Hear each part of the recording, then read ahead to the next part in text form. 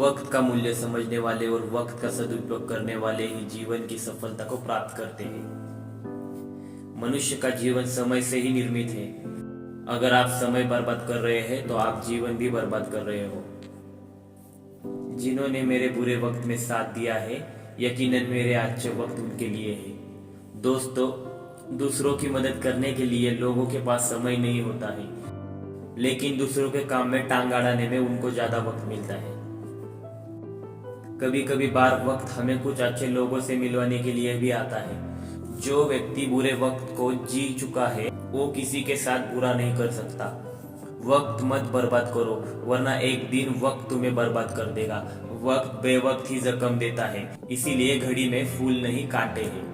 हर चीज की कीमत समय आने पर ही होती है। मुफ्त में मिलने वाला यह ऑक्सीजन अस्पताल में बहुत महंगा बिकता है। दोस्तों, हम जानते हैं हम खुली हवा में सांस लेते हैं, वही अस्पताल में हम पैसे देकर लेते हैं। दोस्तों, यही कीमत का फर्क है। जैसे जगह बदलती है वैसे आदमी की कीमत भी बदलती है। दोस्तों, अगर एक ही जगह पर रुककर वहां पर आपकी वैल्यू नहीं हो रही है तो दोस्तों उस जगह से हट जाओ और अपनी ऐसी जगह पर जाओ जहां आपकी रिस्पेक्ट होती है, और वहां जाकर अपने सपनों के लिए काम करो। इंसान की तमाम परेशानियों की दो वजह है, तकदीर से ज्यादा चाहत और वक्त से पहले चाहत। कहते हैं कि वक्त सारे घाव भर देता है, पर सच तो यह है कि हम दर्द के साथ जीना सीख जाते हैं। वक्त की कसौटी पर ही मनुष्य की पुरुषार्थ की परीक्षा होती है। वक्त से सीखो बदलते रहने का सबक।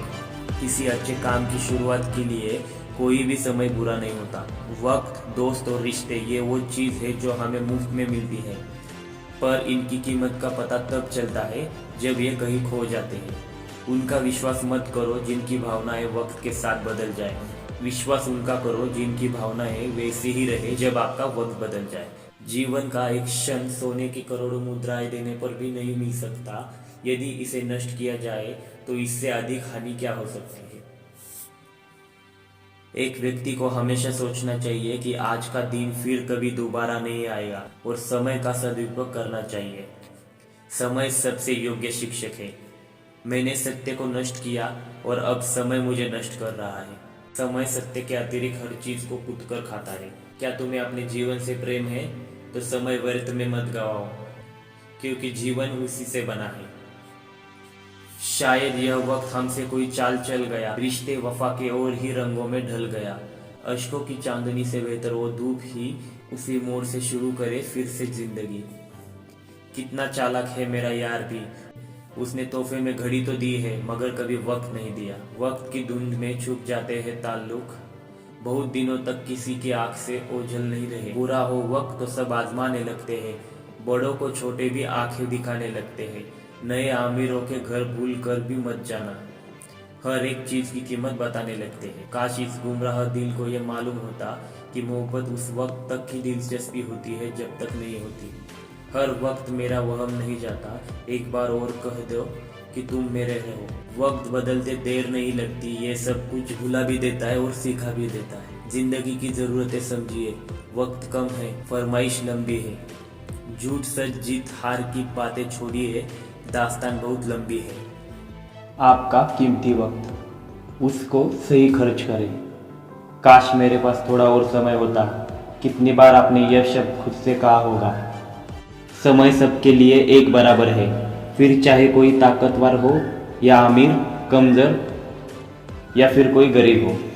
कोई भी समय बंधनकारक नहीं रख सकता।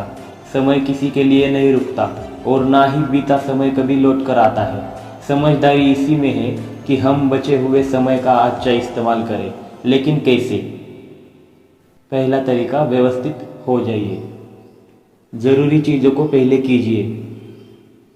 ज़्यादा अहमियत रखने वाली बातें पहचानिए। हालात ध्यान में रखकर एक सूची बनाइए जिसमें आप अहमियत रखने वाले या जल्द से जल्द निपटने वाले या फिर दोनों तरह के काम लिख सकते हैं।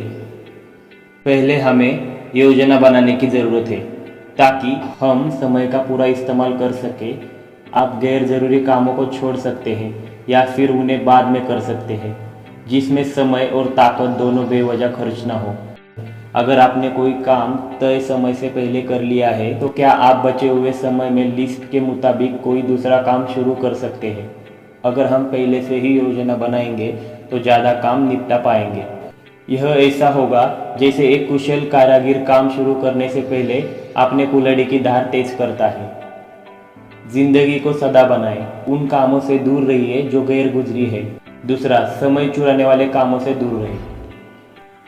यदि कोई व्यक्ति पूरी तरह से उत्तम मौसम का इंतजार कर रहा है तो वह अपने बीज बो नहीं सकता, और इसी तरह कोई व्यक्ति इस बात से डरता रहता है कि हर बादल बरसेगा ही तो वही अपनी फसल कभी नहीं काट सकेगा। सबक क्या है? कामों को टालने से ना सिर्फ हमारा समय बर्बाद होता है बल्कि इसका असर हमारे काम पर भी पड़ता है। एक किसान जो सही मौसम के इंतजार में रहता है वह शायद कभी बीज नहीं बो पाए, ना ही फसल काट पाए। उसी तरह जिंदगी में हमारे साथ कुछ भी घट सकता है। यह सोचकर हम फैसला लेने से कतराए या शायद हम इंतजार करें कि जब हमारे पास विषय से जुड़ी हर छोटी बड़ी जानकारी होगी तभी हम फैसला लेंगे। इसमें कोई शक नहीं कि ज़रूरी फैसले लेने से पहले हमें खोजबीन और पूछताछ करनी चाहिए। चतुर मनुष्य समझ बूझ कर कदम रखते हैं, लेकिन इस बात को झुटलाया नहीं जा सकता कि ऐसे बहुत से फैसले हैं जिनमें हमें कुछ न कुछ नफा नुकसान उठाना ही पड़ता है। तीसरा तरीका, संतुलन और सही नजरिया। काम और मनोरंजन में संतुलन। जो कुछ मुट्ठी भर तुम्हारे पास है उसमें संतुष्ट रहना अच्छा है, बजाय इसके कि अधिक पाने की लालच में जूझते हुए वायु के पीछे दौड़ते रहो। जिस पर काम का जुनून सवार रहता है वह अपनी मेहनत के फल का मज़ा नहीं ले पाता। इस वजह से न उसके पास समय बचता है ना ही ताकत। वही दूसरी तरफ एक आलसी व्यक्ति मुट्ठी भर आराम करने की वजह से अपना कीमती समय बर्बाद कर देता है। मेहनत से काम करो और उसके फल का आनंद उठाओ। जब हम ऐसा करेंगे तो हमें वह खुशी मिलेगी जो हमें उस काम को करने में और आगे लेकर जाने में मदद करेगी। व्यवहारिक लक्ष्य रखिए। आंखों से देख लेना मन के अभिलाषा करने से उत्तम है। इसका क्या मतलब है? एक बुद्धिमान व्यक्ति अपनी इच्छाओं को अपने जीवन पर हावी नहीं होने देता, खासकर उन इच्छाओं को जो कभी पूरी नहीं हो सकती। इसीलिए वह लुभाए जाने वाले विज्ञापन या कर्ज के झांसे में नहीं आता। इसकी बजाय वह उन चीज़ों में संतोष करना सीखता है जिन्हें वह हासिल कर सकता है, यानी ऐसी चीज़ें जो वह आंखों से देख सकता है। चौथा तरीका है अच्छे सिद्धांत में मार्गदर्शन। यकीन मानिए, एक ऐसी पूंजी है जो आपको ज़िंदगी का अच्छा इस्तेमाल करने की समझ देती है, ना सिर्फ आज के लिए बल्कि पूरी ज़िंदगी के लिए।